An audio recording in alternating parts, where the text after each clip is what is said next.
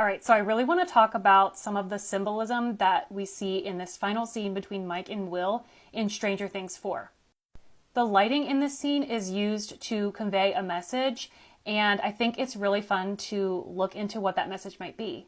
So this shot right here is before they sit down on the couch, and you can see that Will is pretty much fully lit, and Mike is not. He's mostly in the dark. This lighting pattern stays consistent once they sit on the couch, so it definitely has meaning. They want us to see that Will is in the light and Mike is in the dark. But why? I think there's two reasons that Will is practically under a spotlight at this point. The first one is that Will is about to come into his main character arc in season 5. The Duffer Brothers have all but confirmed that, so I think that's really probably the biggest reason why. But also, I think that this light-dark contrast here gives us some clues into where Mike and Will are. We saw that Will pretty much bared his soul to Mike in the van. Even though he veiled it as Elle's feelings, he is now coming into his own and probably accepting himself for who he is, which is why he is lit up. On the other hand, Mike is completely in the dark. It's almost as if he's avoiding the light. If you look at the position he's sitting in, it seems kind of unnatural. So I think the reason that Mike is in the dark here is because he has not accepted himself for who he is. He hasn't been 100% true to himself. From the beginning to the end of season 4, we don't really see into Mike's brain. We don't really know what he's thinking, but we do get a few clues.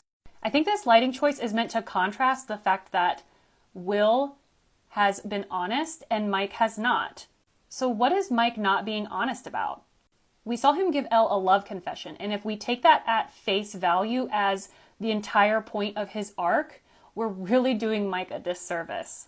I think that Mike's arc was actually his relationship with Will, just like Will's arc was his relationship with Mike.